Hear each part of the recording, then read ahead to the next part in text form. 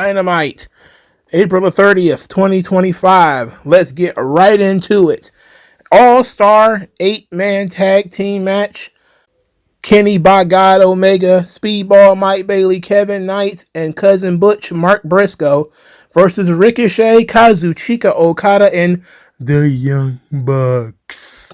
In one of the worst matches I've seen in a really long time. This match had no tension. There was only person showed any personality throughout this entire match was Ricochet, who surprisingly is the only person in this match that has ever worked for WWE. The only person who gave you even an ounce of character in this entire shabazzle was Ricochet, who ironically is the only person who has ever worked for Vince McMahon in this match. That being said, the finish to this match was a clothesline. A short arm clothesline. That was the finish to this 30-minute abortion. Why do I mention that the finish was a clothesline? Because we did 4-man vertical brain busters, quote unquote, but they were just suplexes.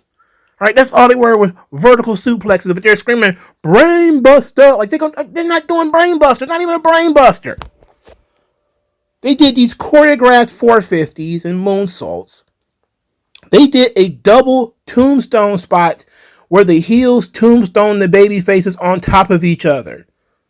And the finish of the match was a clothesline. Kevin Knight did a drop kick right into the chest of Ricochet, who then moonsaulted off the shoulders of somebody else onto a pile of people. And the finish of the match was a clothesline. Do I need to say anything more? This thing was basically a goddamn dance routine. This is the reason why people don't watch this stuff. It don't matter what you think. This stuff is not interesting. They cannot wrestle. This is not wrestling. All right? There were no arm bars. There were no attempts at submissions. There was no attempts to gain leverage back and forth. It was just guys jumping and running and flipping and pausing so other people can get in position to do stuff. I've seen Cirque du Soleil that's less choreographed than this. Moving on. The Hurt Business got chanted at by some bona fide goofs backstage. You want to try to make that we hurt people thing lame? Start doing this stuff again. These guys show up, we hurt people. They don't even look like fans. They look like wrestlers. Some of the fans look tough. These wrestlers look like J-Brones. Like they just came from the corner store eating gummy bears. These people suck. I don't ever want to see these people on TV ever again. Later on, the Hurt Business do come out there because they actually got some business to take care of. They called MJF out. Earlier in the night, MVP told Bobby Lashley that they want MJF in the Hurt Business because he could be beneficial to them. Shelton Benjamin backed him up on this and say, look, if he double crosses us, we'll just hurt him. So when MJF comes out, Benjamin gives him the thumbs up. MVP gives him the thumbs up. Lashley teases him, does the thumb in the middle, teases going up, teases going down, and then finally gives him the big thumbs down. MJF now is hot. He's mad. He says he's sick of Bobby Lashley's shit. He's giving Bobby Lashley anything a man could want. Watches, cars, bras, money, whatever he wants. And he says, what could you possibly want, you big, bold son of a bitch?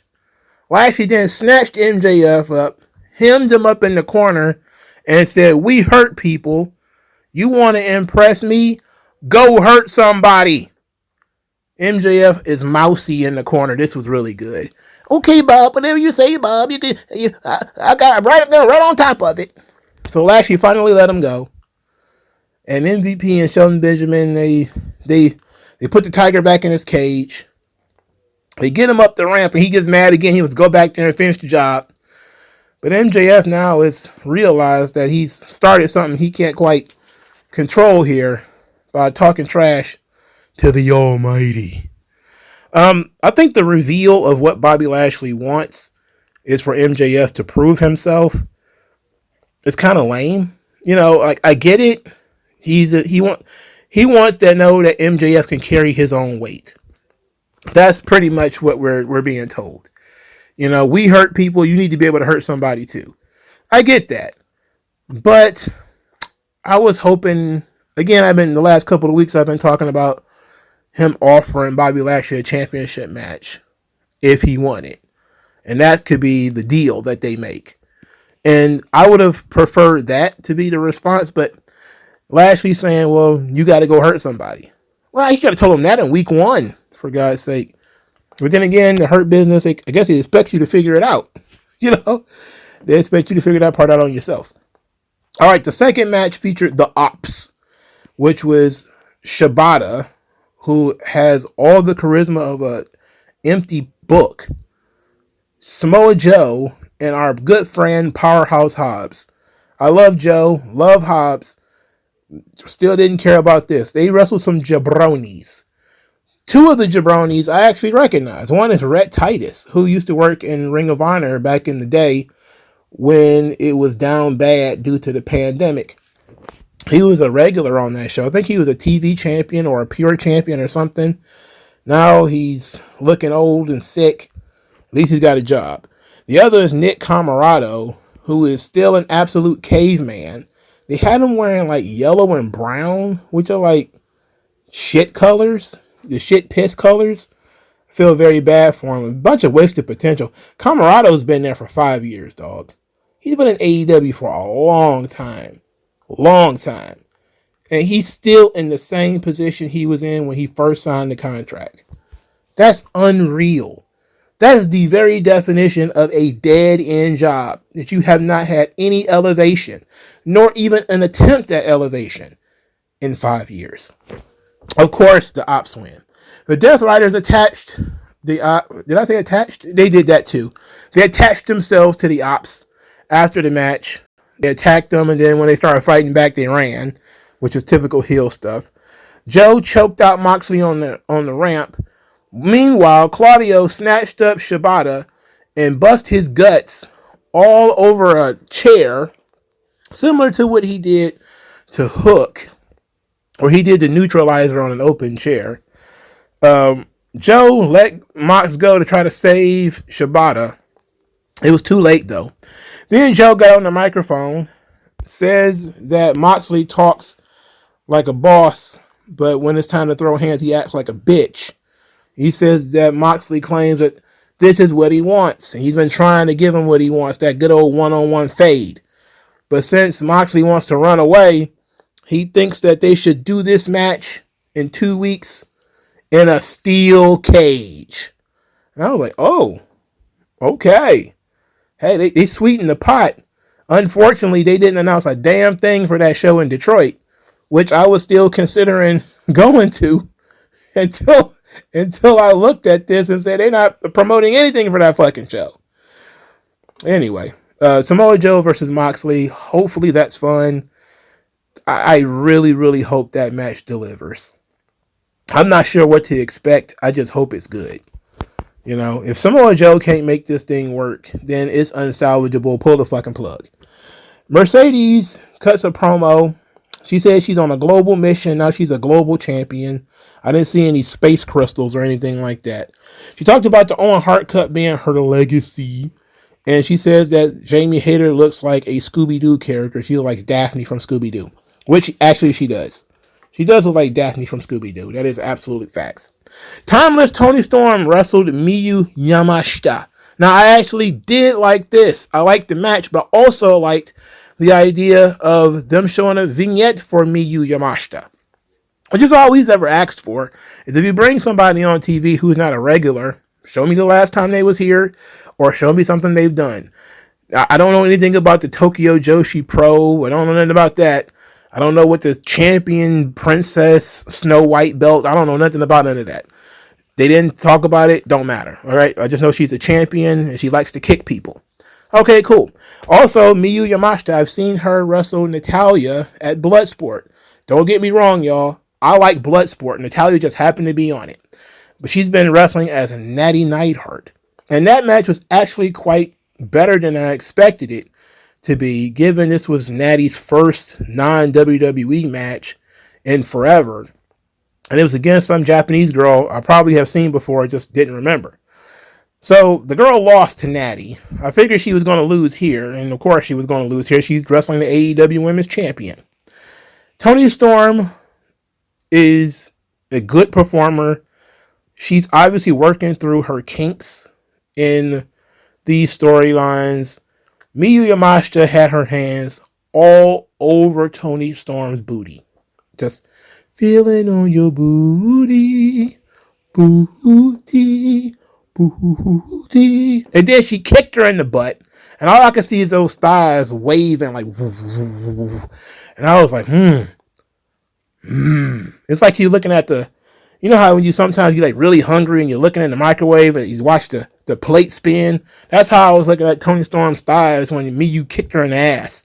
It's like the thighs are just, and I was like, And I ended up enjoying this match quite a bit, actually. Toni Storm fires up, hits her with the running butt shot to the corner. Storm Zero, power driver, she wins. After the match, Mercedes shows up again. She mocks Toni Storm, even doing the darling thing. And then she says she's coming for the title. Jamie Hayter shows up. Mercedes tries to sucker punch Jamie Hayter, gets blocked, gets punched in the face. And then she runs off, like literally runs off and heals. And leaves Jamie Hayter to look at Toni Storm, who then proceeds to lay in the ring and flash dance. I don't know what the fuck she was doing. It was something or other. She was doing something. She was having a ball doing it, whatever it was. Then we had Christian Cage backstage with this pencil neck geek that they call Nick Wayne. Then Jay Lethal showed up. I forgot Jay Lethal still existed. I thought he was a figment of everybody's imagination.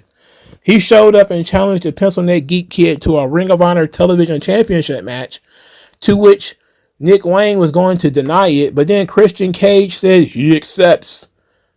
And then the match happened and it bored me to death. Nick Wayne defeated Jay Lethal. Christian Cage then took the belt from Nick Wayne and kind of embarrassed him, and then hooked the belt around his waist. So they're teasing both a turn and that Christian is actually proud of Nick Wayne. They're actually teasing both. Very interesting decision to do that here. The Don Callis family cut a promo. It didn't matter. Kyle Fletcher lost to Hangman Page in the main event. Who gives a shit? And that's essentially the entire show. 30 minutes was spent on the All-Star Tag Team Shabazzle. 30 minutes of your precious life if you sat and watched that entire thing. I looked at the screen 6 times. 6. And every time I looked at the screen, somebody was getting set up for something to happen to them. And they were not resisting it. They were not trying to get away from it. And there was no grappling, wrestling, back and forth, tension, personality, intensity, passion, nothing. Just a bunch of guys having fun with their friends. That's what it looked like. Embarrassing. Absolutely embarrassing. A horrendous match. A lot of people think very highly of Kyle Fletcher, and he's not terrible. He hasn't grown on me like everybody. He's grown so much on everybody else, but he's incrementally improving upon me. It's just I don't really want to watch Hangman Page. I don't like Hangman Page. I mean, it is what it is. The tag team division in AEW is absolutely almost non-existent. It's just a Hurt Business and then nobody else. They did a vignette for FTR, but FTR are heels and the Hurt Business are heels. It's just never going to come to pass. At least not right now. So, I don't know. I mean, this episode of Dynamite was extremely boring. I mean, again, 30 minutes of your life was snatched away and thrown into a blender if you watched that All-Star 8-man thing. I mean, you just wasted a lot of your life. So let's get into some news and notes while we're here, while I got some time to burn and I still have some energy level left. let's talk about this story from Aleister Black. So Aleister Black, aka Malachi Black, he says he actually pitched to wrestle Will Ospreay while he was in AEW. He says, quote, "The Ospreay match is something that I actually pitched a couple of times. We had such good chemistry back then. We had some absolute barn burners, and it's also because I'm a bit of a calculus for him because I force him to do things different with his wrestling. When we did wrestle, I would work his leg. Now you can't fly. What are you going to do? I have a good relationship with Will. I remember sitting in his dad's car, his dad driving us from show A to show B. And I remember saying to him, you're going to be a really big star. At the time, the goal was Dragon Gate. I said to him, that's easy. That's a matter of time. His road went the way it went, but now he's one of the biggest stars in professional wrestling." Now, Aleister Black, while he was in AEW, they were saying that he didn't want to work singles matches. They were saying he didn't want to lose to people. They were saying all these things about Aleister Black through the dirt sheets, and it turns out these things were not true. He pitched to wrestle Will Ospreay. And I see all these AEW fans, oh, he was pitching to beat Will Ospreay. He didn't say that. He said he pitched to wrestle Will Ospreay. Okay? He wanted to do something different with Will Ospreay. Wanted to try to challenge Will Ospreay. And you can't do that. All he asked for was the same fucking thing that AR Fox got 5 or 6 times, which was a match with Will Ospreay. You mean I can sit here and watch AR Fox wrestle Will Ospreay, but if Aleister Black asks to wrestle him, no, can't do that one, brother. Get lost. So that wasn't it. Now we got to talk about Jeff Jarrett. So Jeff Jarrett, old as Jeff Jarrett is, he really should be doing better than this. Jeff Jarrett goes after MJF. And he says that MJF is selfish and toxic. And it's amazing. Because this feels like it was a shoot. Because they're not working together anymore. Hell, I don't even know if Jeff Jarrett still works at AEW. I'm assuming he does. But I'm going to truncate this because there's a whole lot here. He says, I've got to say is MJF, ever since I got involved, anything that had to do with myself has turned to absolute shit. I told him multiple times when we got together in Cincinnati, I told him that, hey, you're going to say what you're going to say. And if you want to go in the gutter, I don't want to go there. It's not good for me. I don't believe it's good for you. And I don't believe it's good for the product. He did that. He obviously took high offense to me wanting AEW gold. Later on, he says, he always leaves everyone worse than when he started being associated on any level. I think he's toxic. I think he's selfish. I think he's got a boatload of talent, but I don't think he was good for my career on any level. I think he got me off on a wrong track on a couple of different avenues. And I also think that I'm the one to blame. I've been around for a long time. I think he lost his way, and I think us as a group in a lot of ways lost our way. And I'm the veteran, and I should take more of a mindset to it. Okay. He's blaming MJF, and he's blaming himself. He says MJF is toxic and selfish, and we already know this. These things are already pretty well known. But it's humorous to me that MJF decided to go into his business for himself and dealing with Jeff Jarrett, knowing there was not going to be any blowback. And there was none. In fact, Jarrett very quickly phased out of that storyline. I mean, Jarrett basically hit the deuces and faded away. That was it. But he's 60, man. Jarrett, you should not be wrestling. Just give it up. I don't understand why you insist on doing this. I get that you don't need the money. Like, Jeff Jarrett is not poor. He doesn't need to wrestle for money. I even respect the fact that he wanted to try to create something in the same vein as One Last Run. But AEW is not going to allow that. If you were on the independents, that stuff probably would have worked out better. But in AEW, no. They're going to try to protect their golden gooses. Golden Geese, I'm sorry. And one thing that they do in AEW quite a bit is they do protect their top guys. They overprotect their top guys to the point where sometimes these guys never wrestle each other. Now, later on, he says, I've made a lot of mistakes in my career. The MJF situation was a massive, massive, massive, massive mistake on so many levels. It was embarrassing, wasn't it, Jeff? You know, having the young man with more political stroke than you, who got the stroke now, slap nuts. Now who's got the stroke? You don't like that. You don't like it when the rabbit got the gun, do you? I don't got no problems with Jeff Jarrett, but sheesh. As many people as he's buried, and he's upset about this kid not really wanting to work with him. I mean, why would he? This is not something that MJF should be excited about. To work with Jeff Jarrett. I mean, Jarrett is not bad, but Jeff Jarrett can't elevate MJF. He can't do anything for MJF. And that's why MJF went the way it went. Because you need him. He don't need you. So, of course, he's going to take liberties and, be a little bit over the top. Because he has to make it entertaining for himself. And I know that MJF likes to do these goofy-ass work shoots. But that's how he is, and you knew that when you agreed to work with him. Now, in terms of everybody works with MJF and they don't come out better, that's been true for the last, I don't want to say the last 5 years. That's the entire run of AEW. But I think, I'm struggling to think of a person who came out of, Wardlow, he came out of his feud with MJF better. Then AEW botched it after that, but he came out of his feud with MJF better. But the Pinnacle, Moxley was hurt by his feud with MJF. Cody didn't. I don't think he was hurt by his feud with MJF.